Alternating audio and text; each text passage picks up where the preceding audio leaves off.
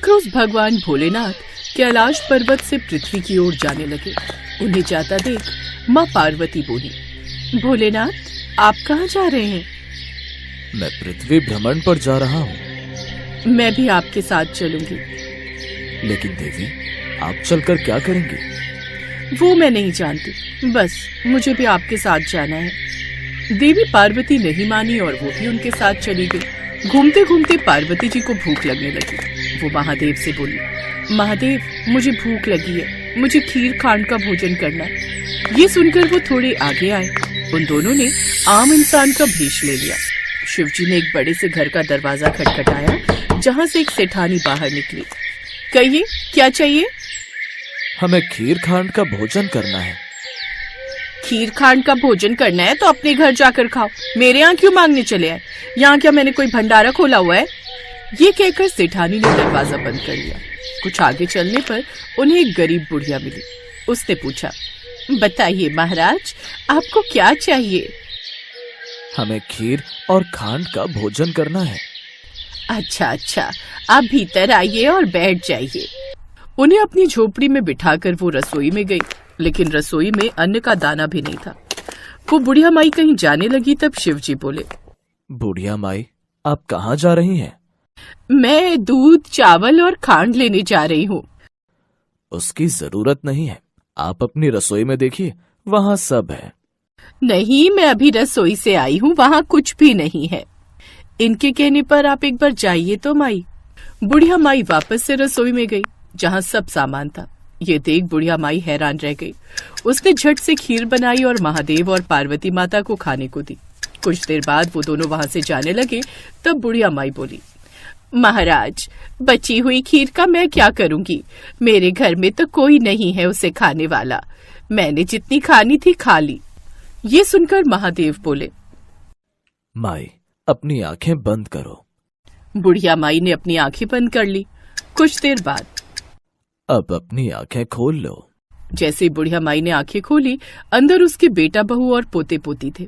ये देख वो बड़ी खुश हुई, लेकिन फिर उदास होकर बोली, महाराज, मेरा घर तो एक छोटी सी झोपड़ी है, फिर मैं अपने परिवार को कहाँ रखूंगी? महादेव ने जाते जाते उस झोपड़ी को एक लात मारी और वो झोपड़ी बड़े महल में बदल गई। ये देख बुढ़िया माई हैरान रह गई। वो बोली, कौन है आप और ये सब चमत्कार? आप जरूर कोई दिव्य शक्ति हैं। मुझे दर्शन दो प्रभु, हे माता। तभी वो दोनों अपने असली रूप शिव पार्वती के रूप में आ गए।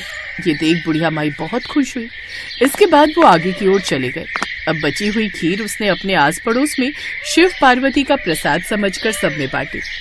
जब वो उस सेठानी के घर पहुंची तो उसका घर झोपड़ी बन चुका था। तो उसने उस बुढ़िया से पूछा, तेरे घर ये खीर कहाँ से आई? तेरे तो खुद ही खाने के लाले पड़े हैं। मेरे यहाँ पार्वती माता और शिवजी आए थे, उन्होंने ही मुझे ये सब दिया है। और तेरा घर इतना बड़ा महल जैसा कैसे बन गया? बताया तो, ये सब महादेव और माता पार्वती जी के आशीर्वाद से ही हुआ है। ये सुन सेठानी दौड़ी दौड़ी उस ओर गई जहाँ महादेव और पार्वती जा रहे थे। उसने उनको रोककर पूछा, महादेव, मेरा धन आपने उनको क्यों दे दिया?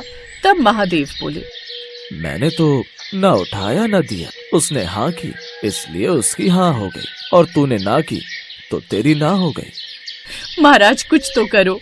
तब महादेव बोले, जा, काम तेरा रुकेगा नहीं, धन तेरा जुड़ेगा नहीं। ये कहकर महादेव वहाँ से चले गए।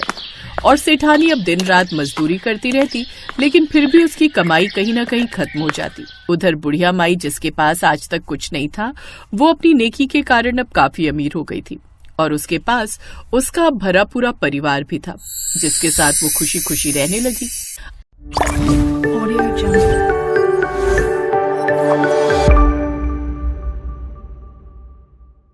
आज की हमारी दूसरी कहानी एक शिवपुरी नाम के गांव की है, जहां एक नारायण नाम का ब्राह्मण रहता था। उस ब्राह्मण का माधव नाम का पुत्र था, जो बुरी संगत में फंसकर पाप करने लगा था। वो असत्य बोलता, मदिरा पान करता, चोरी डकैती करता और लोगों को लूटता। ये सब पाप वो करता था। और एक रोज उसके परिवार वालों को उसके इस पाप कर्म का पता चला, तो उन्होंने अपने पुत्र को अपने घर से बाहर निकाल दिया। अब माधव दूसरे नगर में चला गया। अपना पेट भरने के लिए वो भीख मांगने लगा। बहुत भूख लगी है, कुछ खाने को दे दो। ये ले 2 रोटी, इसे खा ले। अब वो इसी तरह हर रोज भीख मांगता, लेकिन जो पाप उसने किए थे उसके फल स्वरूप उसके शरीर में कोढ़ निकल आया।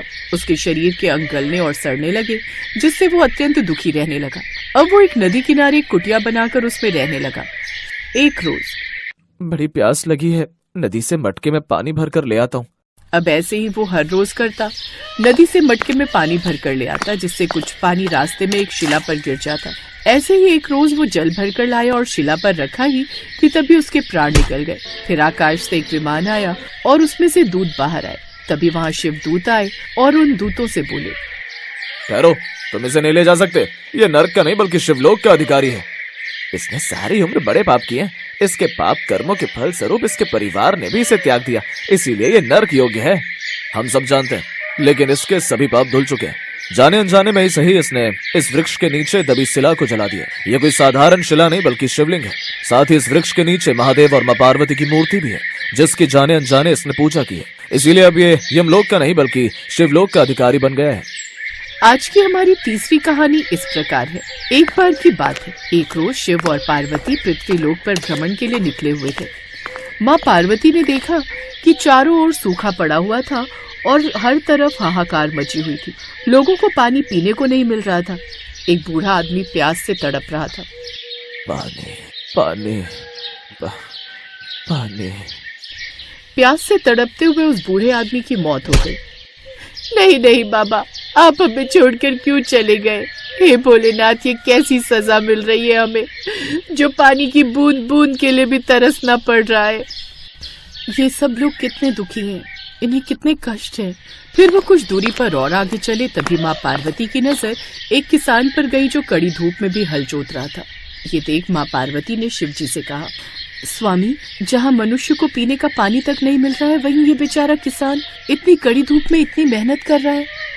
इसके पीछे इसका एक तात्पर्य है देवी।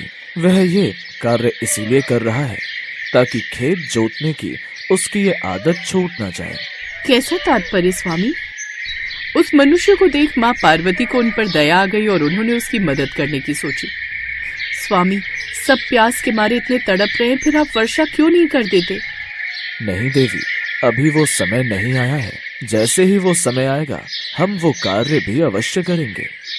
भोलेनाथ ऐसे तो मानेंगे नहीं। तभी माँ पार्वती को एक युक्ति सूझी।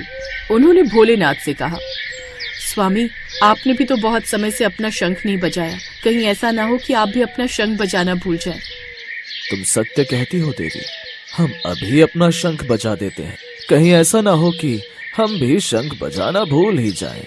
ये सुनकर पार्वती मन ही मन मुस्कुराई, क्योंकि वो अच्छे से जानती थी कि जैसे ही महादेव अपना शंख बजाएंगे तो वर्षा होना निश्चित है। फिर उन्होंने महादेव से कहा, स्वामी, यहाँ नहीं, उस ओर प्रकृति के मनमोहक नजारे देखते हुए आप शंख बजाइए। अच्छी बात है, जैसा आपको ठीक लगे। और फिर अपना शंख निकालकर उसे बजाने लगे। उस शंख की आवाज से मानो पृथ्वी खिल उठी, पक्षी चहचहाने लगे और बादल भी इतने खुश हुए कि झमझम बरसने लगे और पृथ्वी लोक पर तेज बारिश होने लगी। ये देख सभी लोग खुशी से झूमने लगे और महादेव और माँ पार्वती के नाम के जयकारे लगाने लगे। अब ना तो धरती प्यासी थी और ना ही कोई मनुष्य या पक्षी। महादेव भी समझ गए थे कि ये सब माँ पार्वती ने जानबूझकर किया है, लेकिन इसमें उनकी दया भावना छुपी हुई थी। इसलिए उन्होंने माँ पार्वती से कुछ नहीं कहा और उन्हें देखकर मुस्कुराने लगे।